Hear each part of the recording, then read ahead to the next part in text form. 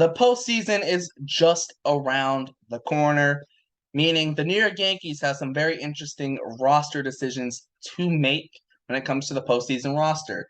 26 players, 13 pitchers, 13 hitters, unless they want to carry less than 13 pitchers. But why would you do that? You're putting yourself at a disadvantage there. So there's some fringe players. Will they make it? Will they not? There's also some injury considerations as well to take into account. John and I here will discuss those fringe players. Who do we think will make the roster? And could the last week of the season change anything? Could it? Obviously, injury-wise, it could, but could it change, the preference over one guy over another? We're going to cover that right here on Bleach Brawls. My name is Derek. I'm here with John, and let's get straight into it. So let's start off with the pitching. This one's probably the least complicated because there's not as many injuries that maybe or maybe not they don't come back. On the pitching side, the maybes, maybe not they don't come back really is just Frankie Montas and Wandy Peralta. Those are really the only maybe they come back, maybe they don't. So I think I'll run it through the guys who are locks, and John can give me a yes or no after. And then John can get to talking on the fringe guys. So the locks are Garrett Cole, Luis Severino, Jameson Taillon, Nestor Cortez. I think those would be four locks. Then Clay Holmes, Clay Holmes, Jonathan Loaizaga, Lou Trevino, Scott Efros, Ron Marinaccio, Zach Britton are locks. So that's 10 pitchers. And then you can maybe say Luke Gee's a lock, maybe, because he's a lefty. But you also do have Britton. But I think that's probably where those are the locks for pitchers, those 10 locks, though, for pitchers. I think that's fair. Yeah, definitely. I agree with all those. I think Lukey's been healthy. He's actually pitched pretty well. Yeah. He's been going under the radar, so I definitely think he's going to get a spot. I think he's a lock. All right, so and there's I 11 totally locks. agree with the starting four. I think Taillon's going to be that fourth starter for the Yankees in the playoffs. He's pitched really. I know we're both Taillon fans, and he struggled for a little bit in the middle of the season, but he's come on strong these past couple weeks. I think he locks down that fourth spot. But also as the number 4 starter. If Jameson Taillon's your number 4 starter, can you really complain? Like, that's a good number 4 starter. Like, it's a good number 4. Like, that need arguably be a solid number 3 as well, especially when he's on. So, I'm taking a look. That really leaves, for the starting pitchers, the big question, will Frankie Montas be healthy, and how long can he pitch? That's how many innings can he go? Domingo Germán is a question because if Frankie Montas is healthy, do you need Germán? Who knows? Then you have the health question for Wandy Peralta. Do you keep Aroldis Chapman on the roster? That's another question. And then does Clarke Schmidt get in because there's injuries and whatever. If everyone's healthy, I don't think Clarke Schmidt gets in, but definitely injury-wise, he could potentially sneak in if everyone stays injured and they prefer him over Chapman. Yeah, I agree with that. I think Germán makes it as a long guy out of the bullpen. Like, there's probably gonna be a situation where you're gonna need a long guy, and he kind of fits that really well. So I think Germán will get that spot. And then, so now we're down to 1 or 2 spots left now. 2? Down to 1. 1. Okay, so I agree. So yes, Wandy Peralta, if he's healthy, locks down that final spot. He's pitched really well for us this season. Just terrible timing with him going down with an injury. There's been talk in the reports about Frankie Montas has been that maybe he would come in as kind of an opener, pitch an inning, 2-3 innings at the most, because he's not really stretched out, hasn't pitched a while. My concern is his MRI was on his shoulder and he hasn't thrown at all.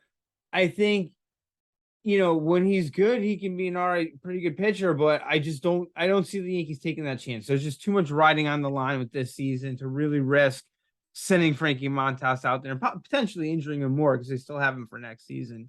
Yeah, that is true. So I think, Peralta, if he's healthy, he gets that final spot. If he's not, then Clarke Schmidt kind of is the final guy in that bullpen. Schmidt's had his moments where he's pitched pretty well, and he's had his moments like I believe last night he was the one that lost the game for him. So, but he's also the last guy of that bullpen as well, though. So you're not asking him to be the closer. That's true. If you're seeing Clarke Schmidt pitching in a playoff game, it's probably not a good sign. or it's it's a a good blowout. sign, or it's a Yeah, really good sign. It's either a really good sign or not a good sign. But also, too, the question does come with Frankie Montas. Maybe he won't be ready for the division round, for the divisional series. But you get towards the ALCS or maybe even the World Series, and Montas, they want him on the roster. Now, what does that mean for a guy like a Domingo Germán? Because now maybe Montas becomes that quote unquote long guy of the bullpen, or maybe like they piggyback Montas with Tyone. Maybe you have that. You figure it out, right? But does that leave Tyone? Sorry, not Tyone. Does that leave Germán on the roster? Does Germán stay and Peralta go? I don't think you can really have Peralta go unless. But if Peralta's not healthy, then obviously Clark Schmidt would go. But let's say Peralta and Montas at some point in the playoffs are both healthy and already be on the roster. Then it comes down to, do you keep Lukey on the roster realistically? Or do you get rid of Germán, I think? Because I would think it's probably fair to say that Trevino, Efros, and Marinacci are all ahead of Lukey in the pecking order. And the one thing I would have to wonder about that too is that as far as would they carry 5 starting pitchers? Because none of those guys are the type of guys that you would, well, maybe Cortez, but I'd want to keep him as a starter. So you thinking Tyone or Montas aren't the type of guys you'd really bring out of the bullpen? I don't know how they deal with that, having always. Well, maybe you could piggyback. You could piggyback Montas with Cortez and have and try and get that duo to go, 7 or 8 innings. Yeah, that's true. Like, we're not going to bring you in the middle of an inning, assume you're going to pitch, Yeah. So let's say Montas goes 2 innings, right? And then Cortez goes 5 innings, or maybe Montas goes 2 1/3. You bring in a reliever, finish that 3rd inning, and then Cortez goes 5. Yeah, that makes sense. That would make a lot. I think Cortez could adjust to coming in later in the game better than a guy like Tyone or Montas could. Yeah. And I like Tyone a lot. I don't think he's the type of guy. I know some pitchers struggle with that. Yeah. But you use Montas, you piggyback him with someone else, essentially. But then does that mean Germán goes to the bullpen, or do you still keep with another reliever? There's those kind of shuffling questions that need to be asked, because if Peralta's healthy and Montas are healthy, they're both there. Does Lukey get dropped out of the roster and they put Germán in the bullpen? Do they just drop Germán from the roster? Maybe they want Germán to be that long guy in the bullpen anyway, so maybe they keep him. And obviously, if Peralta's healthy, that's another lefty, so do you need Lukey with Britton also there? Not necessarily, but those are the questions that come up. Yeah, definitely. I mean, they have there's gonna be a lot of shuffling, and I think the way they might even play it is just play it round by round. Like, well, let's see who performs. If someone has a bad outing or two in the ALDS, like, you're not gonna see him on the ALCS. It might be a surprise of who that is. Like, it could be someone we wouldn't expect, who just suddenly loses control for a couple games. They're like, look, we're not riding with you, because there's a lot riding on this season. Yeah, no, I think though, like, it realistically comes down to who do the Yankees prefer, and also too, how many lefties do they want, right? Because do they feel comfortable with the left in a lefty spot with just Peralta and Zach Britton? Obviously, Britton has had his injury problems. Is that something that they're looking at and going, okay, maybe not? I know we haven't brought up Aroldis Chapman. I mean, maybe they just keep him in hopes of something. I don't know. I think if everyone's healthy, Chapman probably isn't there. But like if Peralta's still injured and Montas is still injured, maybe he sneaks on in the hope of the hope they get something from him. Because it feels like Aaron Boone still has trust in him for whatever reason. What reason? I don't know. I can't find a reason to trust Aroldis Chapman right now. I think he's getting paid $15 million and they just keep trotting him out there, hoping he figures it out. Yeah, but at this point, does it really matter? Does that 15 million really matter? Like, at this point? No, definitely not. I think he's just been given every opportunity these last couple of weeks to just figure it out and see if they can get something. But he hasn't figured it out, so I don't think he's on the postseason roster. You just can't take a risk with the way Chapman can implode. You just don't want to take that risk in the postseason. Yeah. There's other guys. Unless he's lights out this last week, like, I don't see it. Yeah, and I don't see that happening either. It's just Yeah, I if don't it see hasn't that been there all happening. season. I don't see that happening. But I think the only way he gets on if he somehow is like vintage Aroldis Chapman this last week of the season, and I don't see it. I don't think anyone sees that. And I think the thing is, maybe it's been better for the Yankees that Chapman just hasn't been good because if he was just like middle of the road but still good enough to be on the postseason roster, but like you also know that he can implode at any moment, like that's a risk. Whereas, yeah, any pitcher could implode at any moment, but now you don't have that guy that's, he could come out and have a shutout inning, or he could come out, walk the bases loaded, and give up a grand slam. Like, I feel like that's where Chapman is at right now. It's like either he has a shutout inning, but he works around trouble, or he just implodes. Yeah, exactly. And I think that's the reason I just can't imagine him ending up on the postseason roster. Yeah, I think that's a fair assumption, right? I mean, has not been a good year for Chapman. He's definitely on the downtrend. I mean, he's kind of been on that downtrend last year. He was on it last year as well, but it's really shown this year that kind of downward spiral he is in. But let's move on to the position players now. Obviously, there are some more injury concerns for position players in different positions, and it gets a little interesting. The catcher spot is a lock, automatic lock with Trevino and Kyle Higashioka. Then when you start looking at the infield, there are locks in the infield, obviously. Josh Donaldson, Isaiah Kiner Falefa, DJ LeMahieu, if healthy, which it seems like he will be. Anthony Rizzo and Gleyber Torres, those are locks. That's what, five guys? One, two, three, four, five locks in the infield. So that's 7 locks.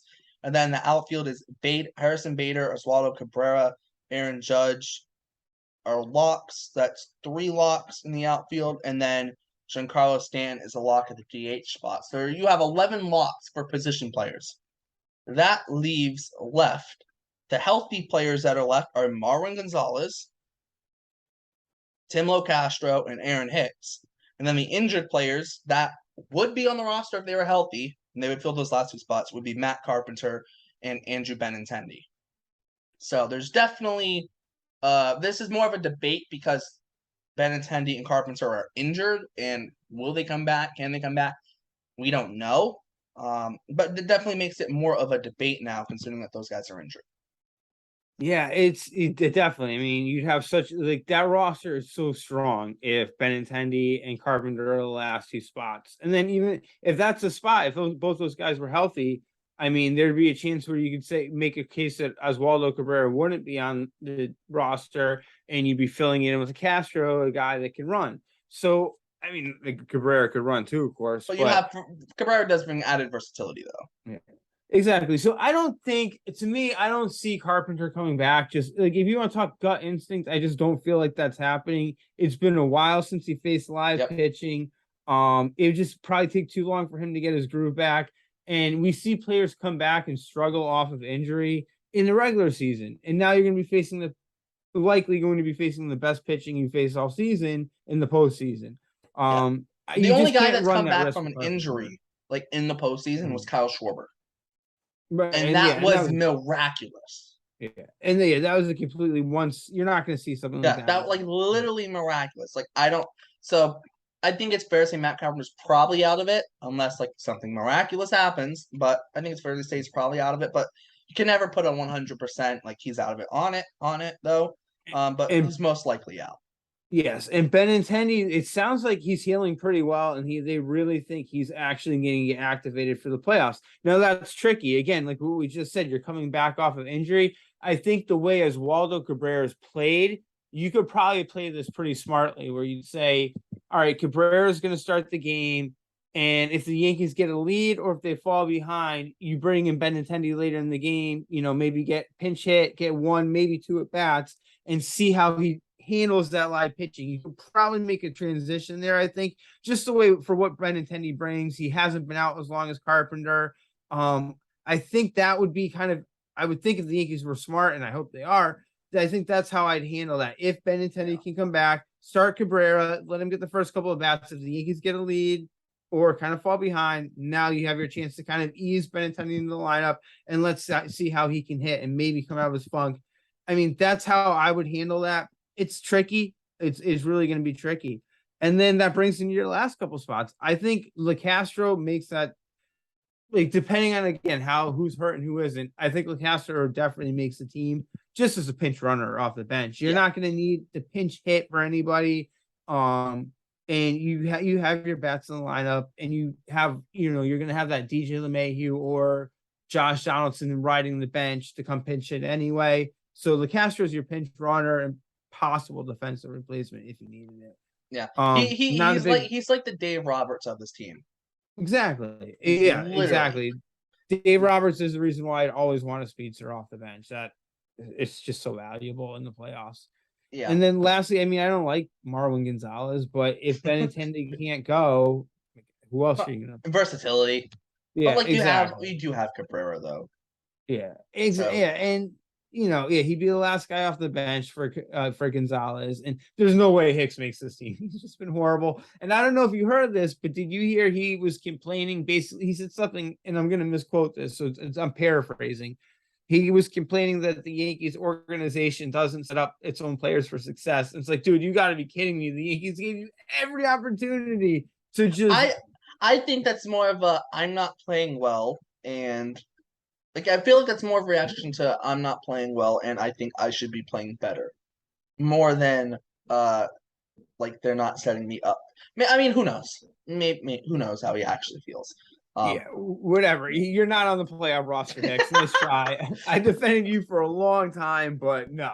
The only reason I would see them maybe bringing him is just the fact that he's a switch hitter. But like Marwin Gonzalez is also a switch hitter, so it maybe defeats the purpose. Yeah, and it's not like in saying Aaron Hicks is a switch hitter implies you think he's going to make contact. I mean, maybe they just don't like LeCastro enough, and maybe they bring him over LeCastro as a backup outfielder. But I don't see it because I think LeCastro on the bases is valuable in the postseason. No, absolutely. So now the real big question though, because LeMahieu's going to come back, like the infield set. Now who's going to play where in the infield is a question. Where's LeMahieu going to slide in? Kind of left of that short, I would guess. You have Rizzo at first. Gleyber, I think, is playing second base. He's been red hot lately. Yeah, exactly. 3 or 4 hits tonight. Yeah, so LeMahieu at third and Donaldson off the bench, or do they try and put Gleyber back at short? No. I don't think so. No, I don't think so. Maybe not. Maybe like there's a game where it's a good pitching matchup for Donaldson, and they maybe for a game. I don't know. It's very weird though, because it's like because like it's almost like okay, let's say there's a pitcher that Donaldson hits well against, right? And LeMahieu also hits well against that guy. They're not gonna take Rizzo out of the lineup, and let's say Gleyber Torres is red hot. Like, do you take kind of left out and try and put Gleyber at short for a game? Like, that's what I'm saying. Like it gets a little bit weird because like Gleyber, you probably don't want him at short. But if there's the right pitching matchup for that game, maybe you start the game with that, and then when that pitcher comes out, you maybe take out Donaldson and put kind of Fluffa back in the game and whatever. There's different ways to go about it. But that is going to be like that decision making is going to be crucial, I think. It really is, and it's weird because you can make a case. Let's say assuming we set the first base, second base, shortstop. Now we're looking at LeMahieu or Donaldson at third base. Donaldson's fielding has been really good this season. As much as I kill the guy, and I don't, again, he is who he is. His fielding has been really good, and as of late, he's hit slightly better than he's hit earlier in the season. Slightly better. Yeah, and LeMahieu's a professional hitter, and he did play third base really well. But again, he's coming off an injury. It's his toe. I mean, I don't know. You can make a case either way. I personally would go with LeMahieu. He did hit that game-tying home run in Game 6 of the ALCS in 2019. I think you need LeMahieu because he can be the leadoff hitter. Right, exactly. Yeah, exactly. Yeah, I would love to see LeMahieu batting leadoff. And he's a professional hitter. He really handles pressure well. He's the guy I would want in that spot. The only other option would be to have one of them DH and put Stanton in the outfield, but that's not happening. No, it's not happening. But that would be the only way to get all 5 to play, all 5 infielders to play. Definitely. And I think, again, that would be an ideal situation. You have Stanton play left field, and then you put in a defensive replacement later in the game. Unfortunately, it just sounds like his Achilles is still pretty tight. And hopefully he doesn't need off-season surgery. I guess that's something to worry about later on. But unfortunately, yeah, that Achilles is a little too sore. Yeah. And they're just if you not win a even gonna World risk Series, it. no one cares about off-season surgery, right? Exactly. But like too, it does make sense. Like if he can't play the outfield, you can't put him there. Obviously, like the ideal scenario would be him in the outfield. But sometimes it just doesn't, fall that way. Sometimes things happen, and there's nothing you can really do. But having a guy like a Donaldson potentially on the bench or a DJ LeMahieu on the bench to pinch hit, like you're not gonna complain because you could actually legitimately use those guys in a spot. So let's say Oswaldo Cabrera is playing left and they bring in a lefty. Okay, we'll just pinch hit for him and then bring in a defensive replacement. Exactly. There's still there's options there. So it does give the Yankees options for pinch hitting as well. It gives them a solid hitter off the bench. But I do think though, you need LeMahieu to hit lead off because you need a guy ahead of Judge because you need guys to get on base for him. And not even the fact of they can intentionally walk him. It's not even the fact of intentionally walking him or whatever. They could still intentionally walk him if LeMahieu hits a single or a double or they could still intentionally walk Judge if they want. But having a guy that can get on base so Judge can drive them in instead of Judge having to get on base for the guys behind him to drive them in. You're in a better spot if Judge can drive in those guys. He's your best hitter. You want him to drive in guys. You don't want him to have to get on base for your worst hitters to drive him in, even if they're not bad hitters. So, and also too, Judge doesn't drive him in. Well, then you have Stanton. Then you have who's ever going to follow. So it does. It makes it a little bit. I would think it makes the lineup more productive because you have a guy who can, like LeMay, you can get on base, and also he's a good situational hitter as well. Yeah, definitely. I mean, in an ideal situation, if LeMahieu comes back, he hits really well. He comes, he gets his footing back, hits well going this last week into the postseason or whatever, 9 days until the postseason. And that's what they need. And then they get a couple rest days as they clinch the first round bye tonight. Yeah. And I think too, it's like you need a leadoff hitter, I think. I truly do think you need a leadoff hitter. Like when I look at the Red Sox, I go, they don't have a leadoff hitter. They do not have a leadoff hitter. Tommy Pham's not a leadoff hitter. Kike Hernandez is not a leadoff hitter. Last year, they made it work with Schwarber and Kike flipping in that leadoff spot, but it's not ideal. Like, the only reason it worked is because they had good hitters behind. Judging the leadoff spot's not ideal. Could they make it work? Yes, they could make it work. Is it ideal? No. You'd like to have LeMahieu there. Now, LeMahieu's not your old prototypical leadoff hitter, but he gets on base a lot, hits for average, and you like that from a leadoff spot. A guy who can get on base for your guys behind to drive them in. They don't have to be a stolen base threat or anything. But the Yankees don't really have anyone else like that, like LeMahieu, who can get on base consistently ahead of Judge. Because you look at the Trevino's not hitting leadoff, Donaldson or whoever Donaldson wouldn't hit leadoff if he played. Kiner Falefa's not hitting leadoff. Rizzo's not hitting leadoff. Gleyber Torres isn't hitting leadoff. Bader's not hitting leadoff. Was the only one that they liked him as lead. I know he's not like a prototypical leadoff hitter, but I do know he wouldn't be a bad option. But it's still, again, it's not ideal. You'd prefer to have him behind Judge in the lineup. Bader's not gonna hit leadoff. Benintendi maybe if he's healthy, but he's got to be healthy. And Stanton's not hitting leadoff, so that's the thing. I think you do actually need to have at least a guy who can get on base in front of, look at last year, and you look at the Astros. They made the World Series. They have Jose Altuve. You look at the Braves. I forget who was hitting lead off of them in the playoffs because I know Cunha got injured, but they had guys who could hit lead off. Forget who it was, but I know they rotated some guys. Yeah, I mean, definitely. Always you can get a guy that can get on base in front of your best hitter. Man, that's going to help, and it's really important in the postseason. That's why it's critical that DJ LeMahieu, they get him back to what he can be this next week. Oh yeah, I mean, you look at a lot of the World Series teams over the past few years, they have good leadoff hitters. Mookie Betts with the Dodgers, Mookie Betts with the Red Sox, Trey Turner with the Nationals, Altuve with the Astros again. Pretty much every team was coming, but but to be fair though, I'm never gonna let those go. I mean, but you know what I mean. Yeah, but you know what I mean though. They're still it's still a leadoff hitter. Every team that's won the World Series recently has had a good leadoff hitter. Like the 2015 Royals might have had the worst leadoff hitter. I think it was Alcides Escobar was their leadoff hitter. Like and that Royals team is an anomaly. Like that team is totally different from any other previous teams that have won, World Series. I forget who won it. I don't remember the Giants lineup in 2014. I remember the Red Sox had Jacoby Ellsbury in 2013. Like you look at the World Series winners, like they all have good leadoff hitters. For the Yankees, I know Aaron Judge could be a good leadoff hitter, but you don't want him as the leadoff hitter. You want DJ LeMahieu as the leadoff hitter. And there really isn't any other great options for that leadoff hitter because you want Rizzo in the middle of the lineup just like Judge.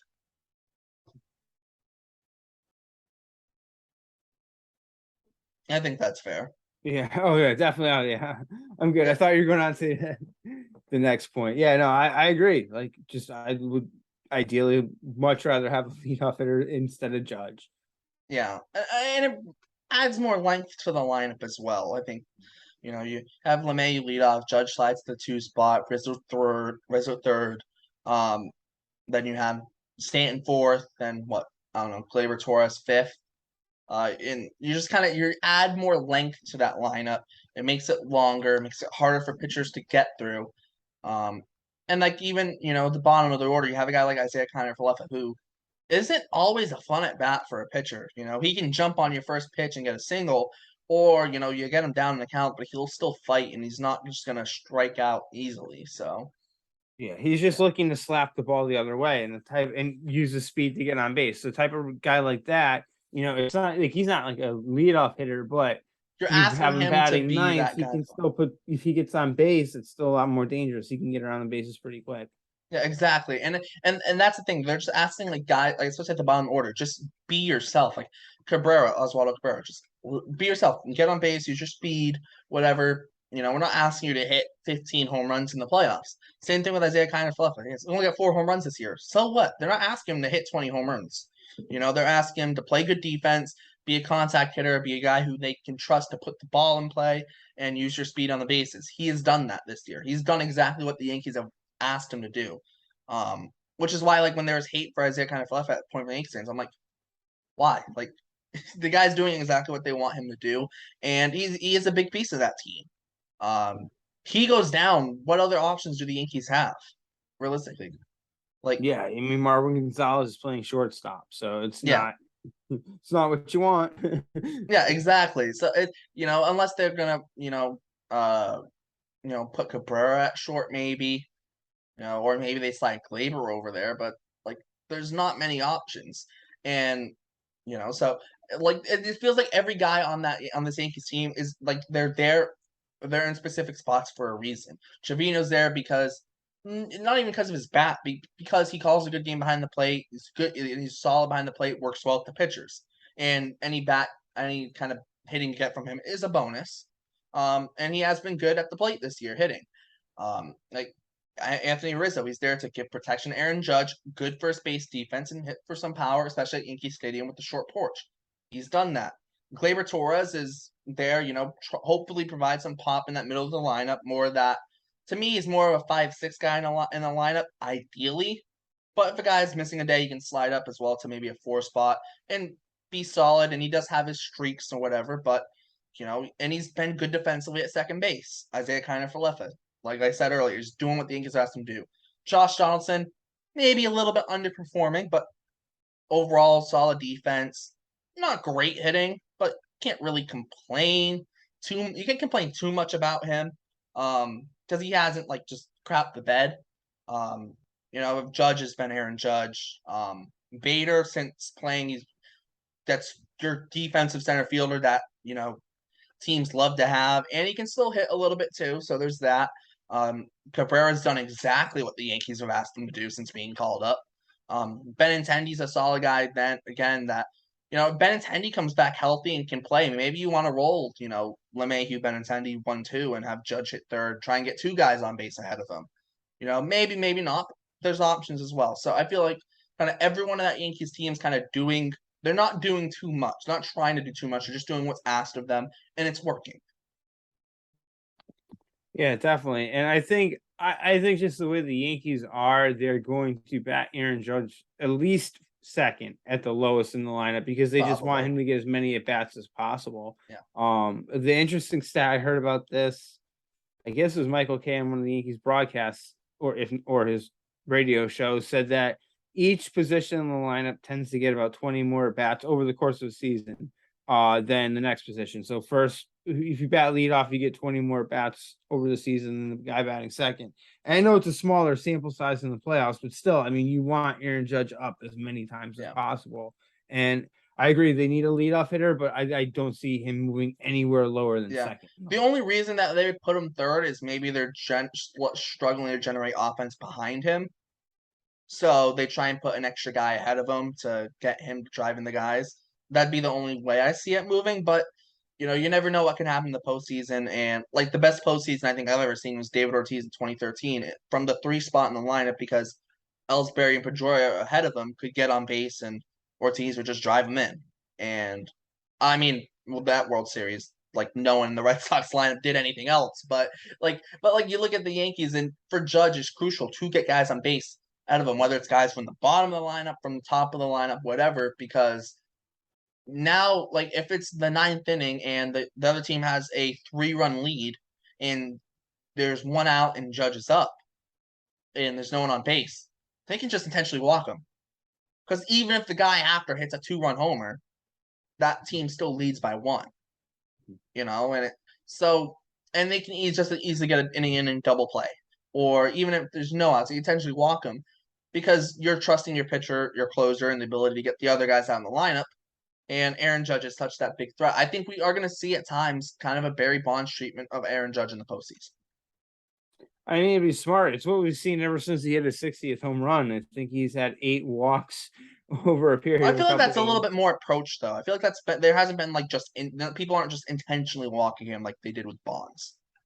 Oh, I get what you're saying. You're saying they'll just give him the 4 fingers and send him right. They'll just be like, we're not even gonna take a chance on our pitcher missing and leaving it over the plate.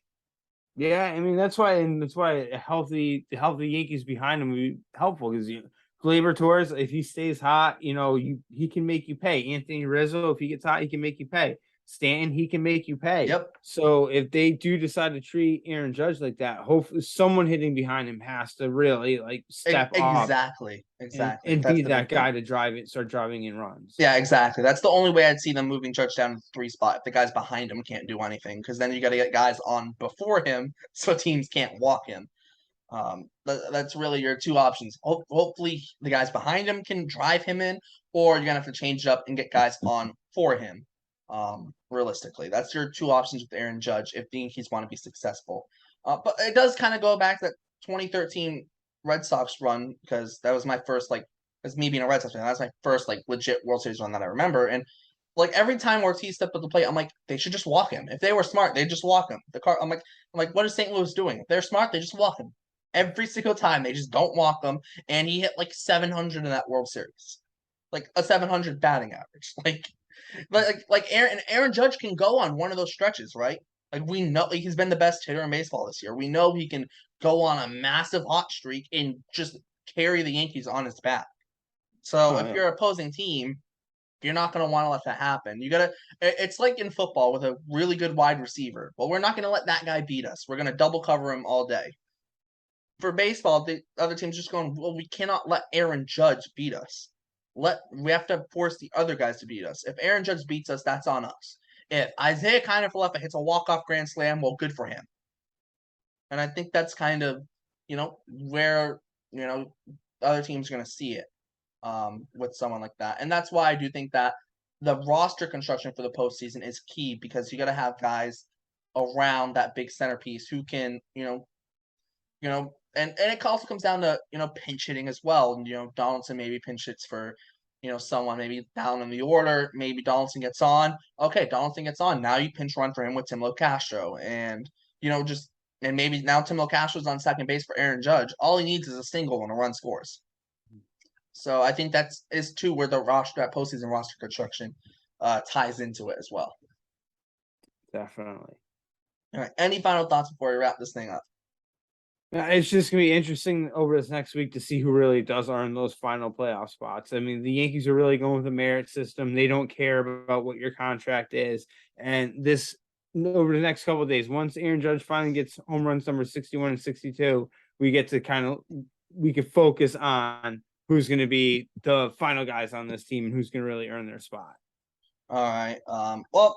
My camera's broken, but that's a good place to wrap up then. You can't see me, too bad. Or maybe you can, maybe I don't know. My screen might be frozen.